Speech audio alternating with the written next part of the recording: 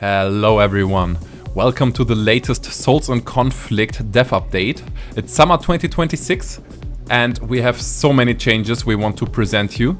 My name is Sir Anyhow, I'm the developer of the game and let's get straight into it. So first of all, I want to present the newest map layout. You see we have a mirrored layout and yes, here is the temple, which will be kind of point of conflict later on in the game. It's not developed yet, but that's planned. Like you can control both the temple and the graveyard, which is over here. These two will be points of control, which will grant bonuses, some kind of buffs to your team. And if you control both, you get an even stronger advantage. So yes. The map is exactly mirrored. We presented that already, I saw in the last update. I had to check actually what was there in the last update and what not. So yes, both teams have exactly equal playing grounds. I went more with a nature look here, like some kind of forest-ish map. It's not complete yet. For now, while developing, I thought less is more. And I didn't want to spam too many things on the map yet. The things that will be later added to the map will be thought out and not rushed, because the map layout is gonna be something exciting and very important. But yes, the highlight so far is definitely the temple. I got it from the Fab asset store, so kudos to the original author. There is some water that I added here, some water plants, so some vegetation. Over here is the graveyard, not perfectly mirrored yet. There is still a bug that some look in the one side, some in the other. With a I don't know, coffin, I think is in the English word. Looks kind of cool. And then there is here some elevation with stones, which should give an advantage to ranged players. So that's that for now for the arena. I also updated the lighting a bit, so the game is more in a cloudy afternoon, summer, late. This is the setting that I chose now for the first map. More will follow in autumn or maybe winter. There will be also another map, the Capture the Flag map, but that's where we are at right now. In the next step, I want to show you the first two classes. I gave a sneak peek of both already. Both classes are already implemented with their first versions. Let me see which ones are selected. Here we have the Mage and the Warrior loaded. So yes, there are quite a few abilities. Let's start with the generic one first. It's a bit laggy because I'm recording and I have also two players. So yeah, that's quite a lot of load onto my graphic card. But yes, I hope you forgive me that. Yeah, so first of all, every class has a health potion. It's on H right now. You have two charges. You cannot move and it breaks when you take damage. But yes, you can use it to restore health. You can interrupt it early. And yes, so yeah, these are the first two classes. First ability is Fireball. It's super laggy unfortunately, but it is what it is. Deals damage, grants soul shards. You can see in the top left you have the health bar, you have the soul shards. You can stack up to 100. And the grayed out abilities, in this case right now for the Mage it's E, it's the Meteor, and the 4, which is Magma Rider, are the abilities that consume the soul shards. And below you have the stamina, so pretty easy. Stamina is consumed by jumping, sprinting and rolling. So yes, next ability is the Explosion, which is an AoE slow after a short... Oh, my focus changed for some magic reason. Is the AoE slow here. Peng. And yes, it slows. Deals damage and it slows. Actually a pretty nice ability in game. The next is here this Phoenix Kiss, which pushes back melee users. Yes, so basically anti-melee peeling. Here is Magma Rider on 4, which kind of gives you a movement speed boost. You can still cast while you're on it, but yeah, has a max duration, has a cooldown. It's on top of sprinting, added mobility when you really need to get over the map real quick.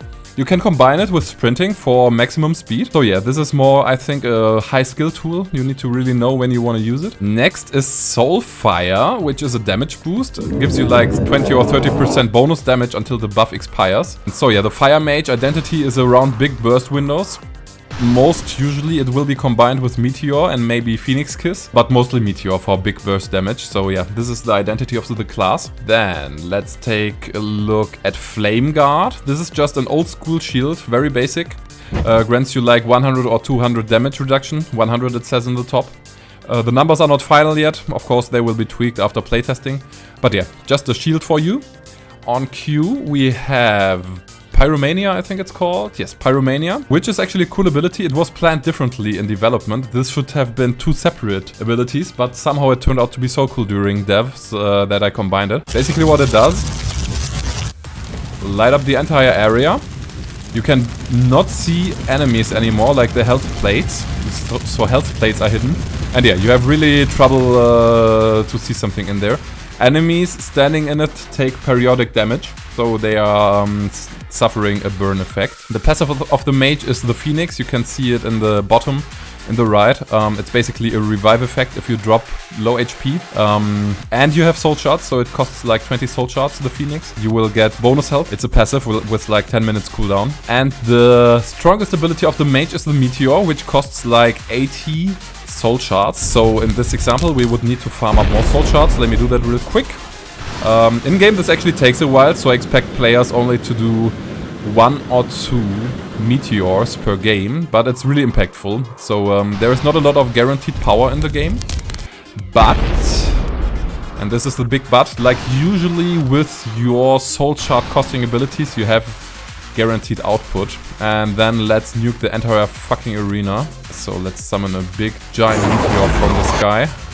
And here it comes down crashing. Deals big damage, stuns the enemy.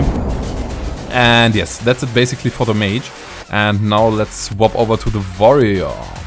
So here we are taking a look at the warrior. The first attack is just a slash, which damages enemies in front of you. Just let you know, I will later on remake many of them animations. I heavily improved my animation setup, but I didn't rework the first animations yet. As you know, you usually get better the more you do something. Take the animations with a grain of salt, they will be probably reworked for many cases. The next one is Spin to Win, which grants a movement speed buff and damages enemies you hit. Pretty self-explanatory. Next is Rift Maker, which is a giant AoE stun. You have to stand still. And yes, I hit actually.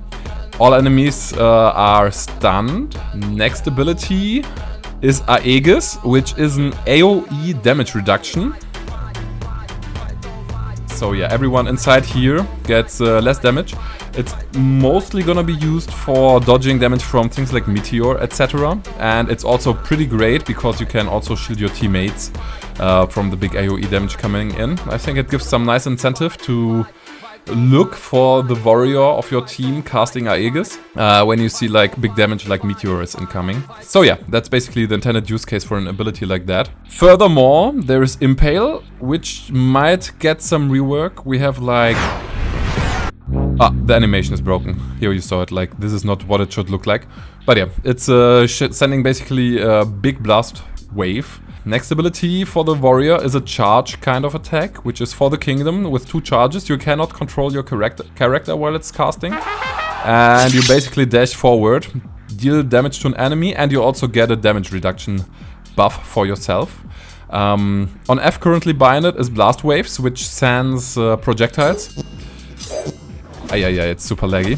And if you hit an enemy, you get a movement speed buff. There is Trinity, which is like 3 attacks, which deal significantly more damage than Slash, and the last one also slows if you hit it. 3, yes, so yeah, that's Trinity. On V there is Lick Wounds, which basically gets health back that you lost. Costs also soul shards. Yes, 20 soul shards. And then let me quickly farm up for Slam Dunk, which is the signature ability of the warrior. There is the Slam Dunk, a super cool ability in my opinion. You lift the enemy player up, you can steer it, so you can actually throw him into AoE of your own teammates. And then you both crash in the ground and create a blast wave to further damage and slow enemies. So let's take a look. And here we go. Yes, so yeah, that's the Slam Dunk, which deals also shit tons of damage. And yeah, that's the warrior. First look at the characters, what I did there. Of course not final, things might change, but yes. I can also give you a sneak peek into the last class that I'm currently working on, or like the 3rd class, which is gonna be the Poacher. The Poacher is still work in progress, but yeah, he's gonna be evolving around zone control and also very nice aim. First ability is the arrow shot here. And you can see it has, compared to the fireball, it has physics. It's gonna be not so easy to aim. It's gonna make the difference between a good and a bad poacher. Yes, and that's gonna be the core gameplay. There are two more abilities. A buff for the arrow, like this applies a poison if you hit it. And I missed it. Yes, and then there is a trap, which I'm currently working on. It's not finished yet. It has no sound. It doesn't have the proper animation yet. Yes, but this is basically a trap. And when the enemy runs inside the trap, he gets rooted. I actually don't even see it. Behind the poacher. You see, like, teammates get it highlighted with a blue border, so they see where the trap is set up. But here, like, if you step on it, you get rooted, you get damaged. Alright, yeah, that's actually the character updates. So much has happened. I have developed so much stuff. Again, sorry for all the lags. It's quite demanding on the computer. Like, if I spawn 2 game instances and also record in the meantime. Alright, that's the characters. And next we will take a look at the multiplayer tests. So, yes, here we can see a first multiplayer test I did with a couple of friends.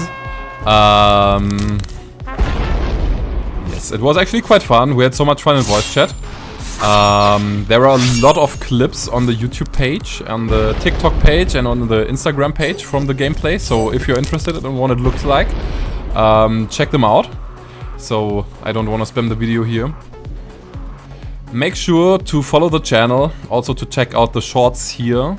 And of course the reels on the Instagram page. They are all here too.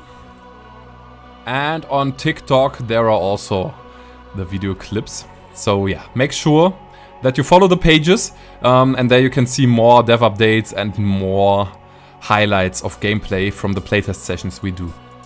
If you wanna join the playtest sessions yourself, join the Discord server. I usually organize the playtests on the Souls in Conflict Discord server.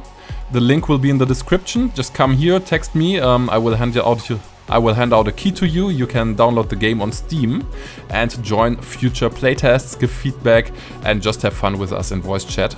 Last but not least, the Steam page has finally arrived. I'm currently collecting wishlists. This is the trailer. It's also uploaded to the channel. So again, like, if you want to support the project, if you're interested, press the wishlist button. Yeah, the Steam page, I just wanted to get it up as soon as possible. It will be updated later on when the game is more finalized, but right now, again, I just wanted to get it quickly out so you can press already the wishlist button. I plan to release in winter, like probably early 2027, maybe late 2026. There is still so much work to do, like I want to release at least with 2 more classes, like you see here the Priestess, which is not worked on yet, and then the Poacher, which I'm working on right now, and probably also a second map, so I still have a lot of work to do. Yeah, again, like, if you wanna support the project, push the wishlist button here on Steam and boost the algorithm so the game gets visibility in the store. And yeah, that's basically wrapping it up. You can check out the trailer. Here is some nice cover art that I hired a designer to do. And with that, last but not least, as you can also see, the name was changed. For those that didn't watch the previous Devblogs, before it was a Roffel, which was like something robots on lava. But the name got bad feedback. It was just a working name, just to kick off the project. And after a lot of research and talking with people, I had many ideas. I wanted a cool abbreviation for the game, which is sick, in kind of sick gameplay. This is what I want to evolve the game around, and it's going to be Souls in Conflict. There will also be lore later on, but that has not been worked on yet. But yeah, I hope you like it. I hope you enjoyed this devblog. I hope you're excited for what's coming next. Again, like, follow the pages that I showed, TikTok, Instagram, YouTube, and also make sure to wishlist. Thanks so much, everyone, for tuning in. I saw I fucked up the camera here a bit. I moved it around in the middle of the video. Have a great day and see you in the next one.